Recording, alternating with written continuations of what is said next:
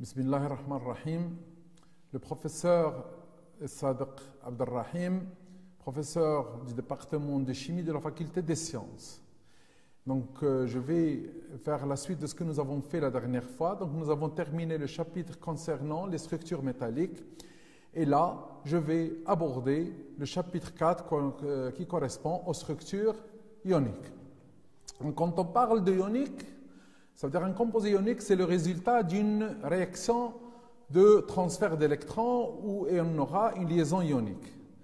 Cette liaison ionique va s'effectuer entre un élément très électropositif tel que le sodium, appartenant aux métaux alcalins, et le chlore, qui est très électronégatif, appartenant aux halogènes. Alors, donc, dans ce cas, quand il met le chlore en présence du sodium, il y a un transfert d'électrons d'une manière totale de chlore vers le sodium pour nous donner un cation Na+, et un anion Cl- qui seront attirés entre eux par une liaison électrostatique. Alors, dans le cas, donc, on aura une formule générale MNX. Ça veut dire M c'est un métal, X c'est un halogène. Et le nombre, dans le cas simple, on a Mx, ça veut dire que le nombre de cations et des anions sont égaux. Alors, quand ils sont égaux, on dit que la coordinate des cations est égale à celle des anions. Donc, je commence à définir ce que ça veut dire la coordinance. La coordinance, par exemple, pour le cation Na+, c'est le nombre de Cl-, c'est-à-dire de signes opposés qui vont entourer le Na+. D'accord ? Alors, donc ça c'est pour le cas où on a un composé Mx, de formule Mx. Si on a un composé de formule Mx2, le nombre d'anions est double que celui des cations. Et par conséquent, donc la coordinance des cations est le double de celle des anions, puisque on a un cation et on a beaucoup plus d'anions, et par conséquent, donc on aura une coordinance plus grande de celle du cation. Alors, on a ce qu'on appelle les types structuraux pour des composés de formule Mx. Nous commençons par la structure de type CSCl, donc on l'appelle type CSCl. On commence par sa description. Sa description, donc les ions Cl- forment un réseau cubique simple. Et je précise bien, c'est un cubique simple, nous allons voir par la suite. Et les cations Cs+, qu'est-ce qu'ils vont faire? Ils vont occuper les centres des cubes, c'est-à-dire des sites cubiques. Donc on aura un sous-réseau anionique et un sous-réseau cationique. Donc là, je fais une présentation, une représentation en perspective. En violet, il y a les ions Cl- qui forment un cube. Donc vous voyez très bien que là, c'est le sous-réseau anionique qui est constitué simplement par les Cl-, donc il est cubique simple. Et que va faire le Cs+, c'est très simple, il va occuper le site cubique, c'est-à-dire le milieu du cube. Ça, c'est la représentation en perspective. Donc, comme d'habitude, nous allons faire la projection c'est-à-dire la représentation en projection sur le plan X ou Y, ou bien tout simplement la projection sur le plan 0, 0, 1.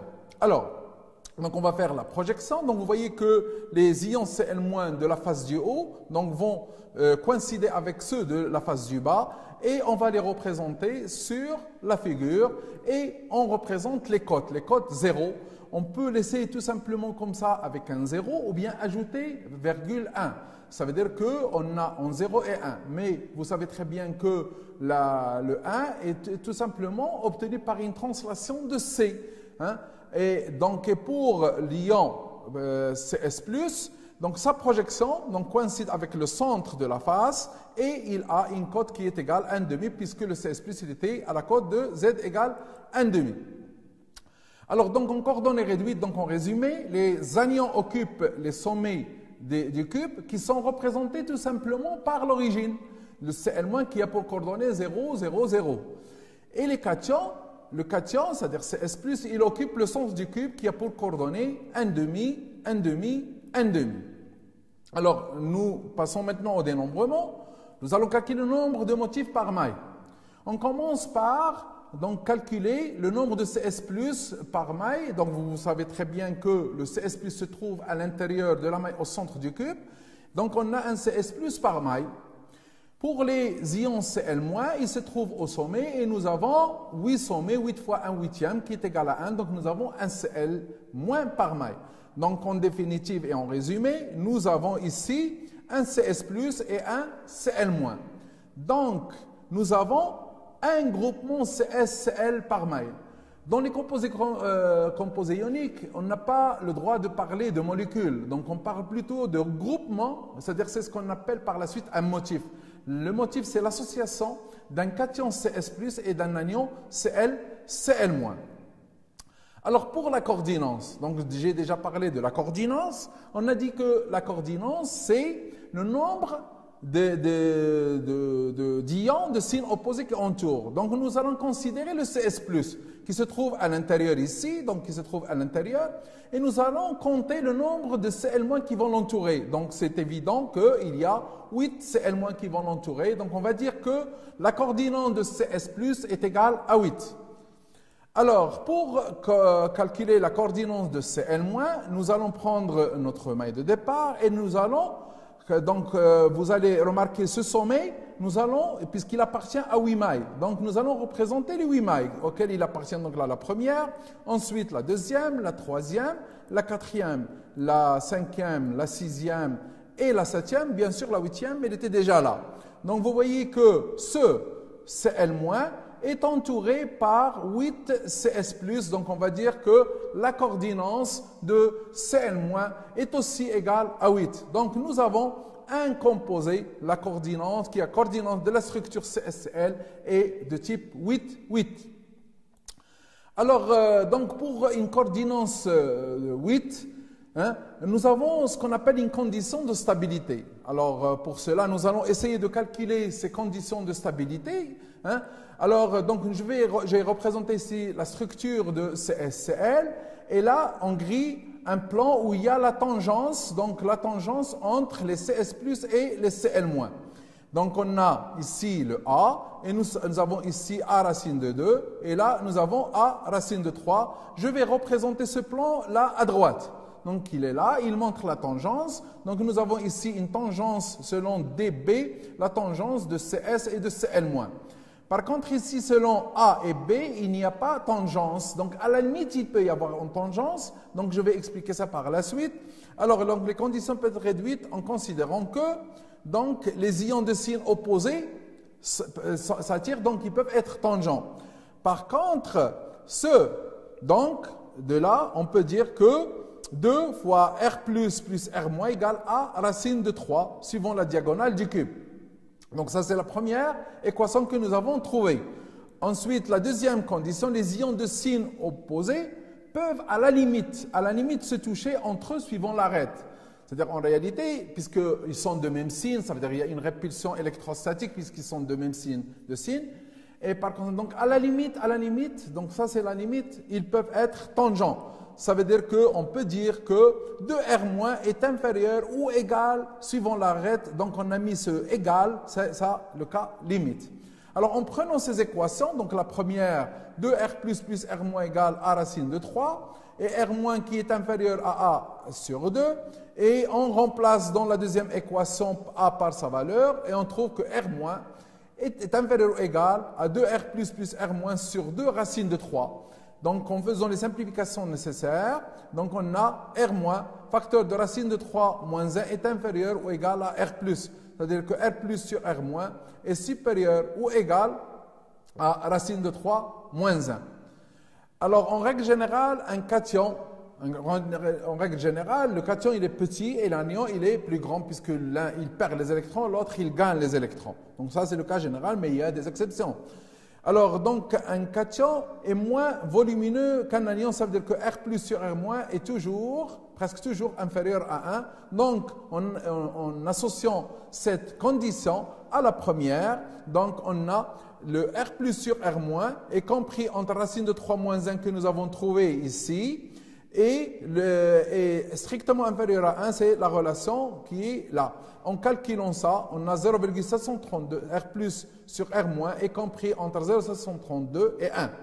C'est ce qu'on appelle la condition pour laquelle la géométrie d'un cristal correspond à la structure de type CSCl de coordination 8,8. Ça veut dire que lorsque vous allez prendre un cation quelconque et un anion quelconque et vous allez faire le rapport des rayons ioniques R+ sur R- et que vous trouvez qu'il est compris entre 0,732 et 1, donc vous pouvez dire que le composé cation-anion est de type CSCl. Alors, maintenant, voyons voir qu'est-ce qui va se passer.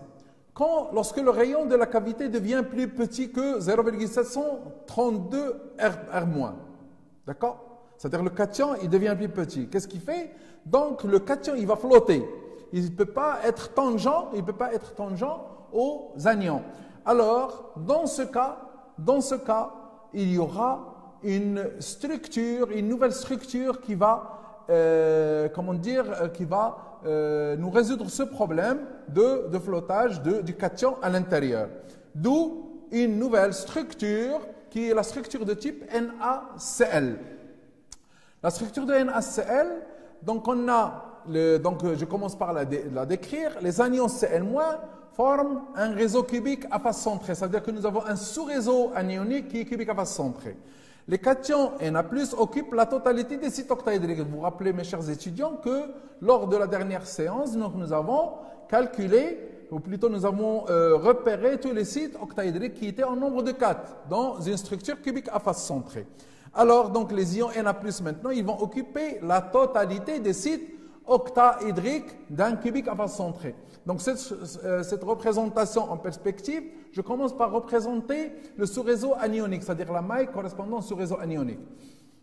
On a qui en violet, les Cl- occupent un cubique à face centrée. D'accord? Et les Na+, qu'est-ce qu'ils vont faire? Ils vont occuper la totalité des sites octaédriques. Donc, vous vous rappelez que les sites octaédriques, c'était quoi? C'était les milieux des arêtes. Donc, on a ici les milieux des arêtes qui sont occupés par les petites sphères rouges. Mais il manque la dernière qui se trouvait à l'intérieur puisque le centre du cube est un site octaédrique qui est là. Donc ça, c'est la représentation de la maille de la structure NaCl. Maintenant, nous passons à la projection. La projection de la maille sur le plan X ou Y ou bien sur le plan 0,01 comme je l'ai déjà dit auparavant. Alors, donc nous allons faire la projection. Donc vous voyez que les sommets de la face du haut qui sont projetés sur la face du bas, donc ils seront représentés par des sphères de code 0, 0 ou 1. Donc on peut ajouter le 1 si vous voulez, sinon on peut se contenter simplement du 0. Ensuite, ceux qui se trouvent sur le milieu de la face, donc ils sont représentés ici par 1,5, 1,5, 1,5. Ensuite, le réseau cationique, maintenant nous allons le projeter. Donc ceux du haut, voilà, ils sont projetés et on obtient, voilà, donc ils sont en position 0 et 1. Donc on met simplement le 0 en rouge pour la sphère en rouge correspondant à Na+. Et enfin, ceux qui se trouvent à la cote 1,5, donc c'est ça leur position, d'accord? Et leur cote est 1,5. Voilà, donc ça c'est la cote 1,5. Donc ça c'est la projection de la maille sur le plan X, O, Y ou bien le plan 0,01. Alors pour les coordonnées réduites, le Cl-, il se trouve au sommet. Il se trouve au sommet et tous les sommets, donc on a dit les 8 sommets, sont représentés par l'origine qui a pour coordonnées 0, 0. Le Cl-, il se trouve au centre des faces, donc il a les coordonnées 1,5, 1,5, 0 et 1,5, 0, 1,5 et 0, 1,5, 1,5, donc l'autre face. Et pour les Na+, les sites octaédriques, donc on a dit qu'ils se trouvent au milieu des arêtes. Plutôt on commence ici par le centre du cube qui a pour coordonnées 1,5, 1,5, 1,5. Ensuite, le milieu de l'arête portant A, il a pour coordonnées 1,5, 0, 0. Et celui se trouvant sur B, c'est 0, 1,5, 0. Et celui se trouvant sur C, c'est 0, 0, 1,5.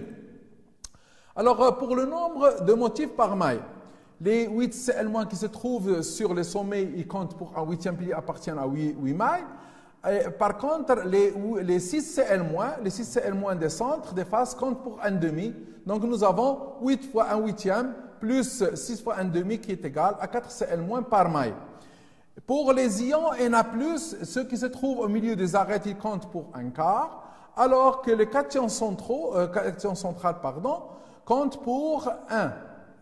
Et par conséquent, donc, nous aurons 12 fois 1 quart plus 1 fois 1 qui est égal à 4Na plus par maille. Donc, quand on dénombre, donc nous avons 4Na plus et 4Cl-. Donc, nous avons 4 groupements NaCl.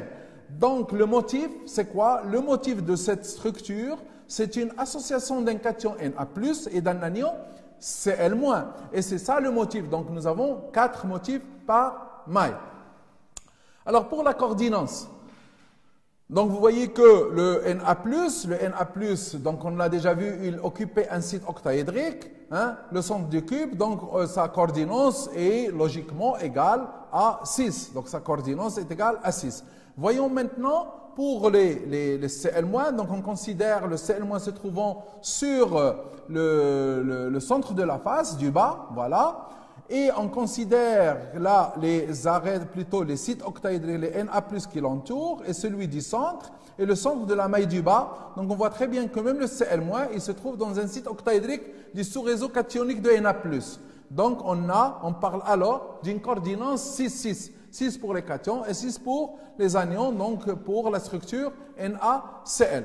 Là aussi, comme la structure CSCl, il y a d'autres conditions de stabilité. Donc on a dit qu'il y avait une limite qui était le racine de 3 moins 1. Hein, et maintenant, donc ça c'est une limite supérieure de E+ sur R-, sinon il est de type CSCl.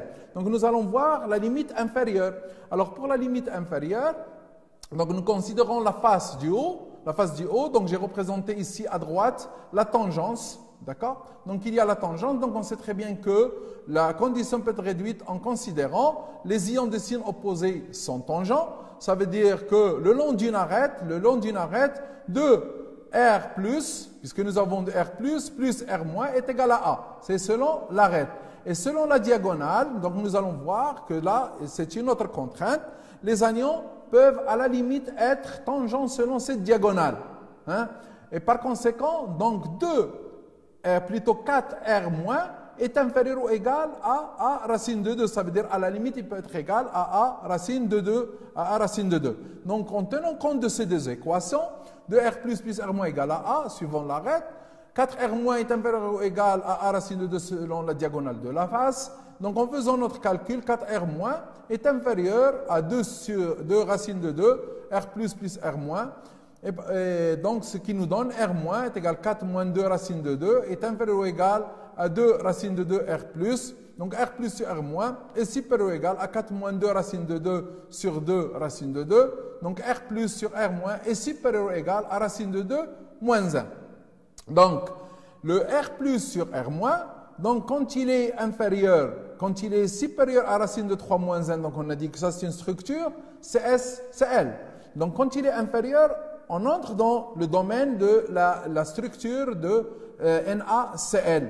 Et la limite inférieure, ce serait racine de 2 moins 1. C'est ce qu'on appelle la condition pour laquelle la géométrie d'un cristal correspond à la structure de type NaCl de coordination 6-6. Je vais passer à la structure de NiAs.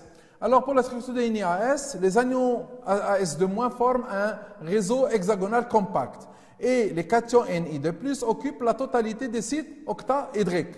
Alors donc pour la représentation, donc vous vous rappelez que pour la structure hexagonale, donc nous avons ici les sites octaédriques, donc le AS2- forme un hexagonal compact et les Ni de plus ils occupent la totalité des sites octaédriques.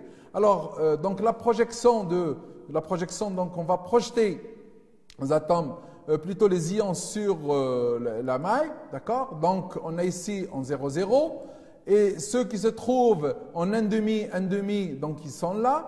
Ensuite, le sous-réseau cationique, donc nous avons ici qui se trouvent dans les sites octaédriques et ils ont pour code, donc on a ceux qui se trouvent en 1 quart et ceux qui se trouvent en 3 quarts.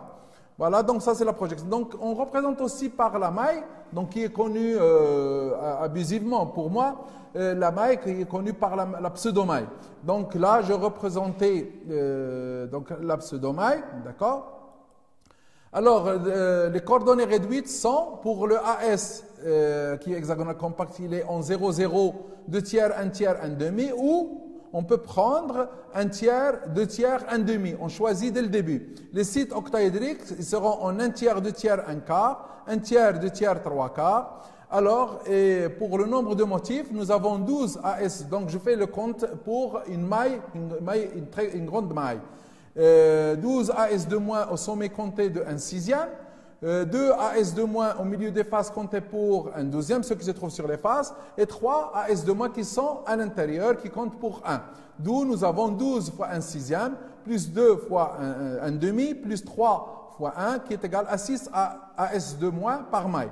Pour les NI de plus, nous avons 6 qui se trouvent à l'intérieur, donc nous avons 6 fois 1, nous avons 6 NI de plus par maille. Donc au total, nous avons 6 groupements NIAS par grande maille. Alors pour la coordinance, soit un anion AS de moins de la couche B, Z égale 1 demi, et là nous avons Z égale, donc il est entouré par 3 qui sont à la cote 3 quarts et 3 qui sont à la cote 1 quart. Donc ils forment un prisme. Les ions AS de moins sont placés donc au centre d'un prisme trigonal. La coordinate de AS de moins est égale à 6. Donc là, la coordinate de AS de moins est égale à 6.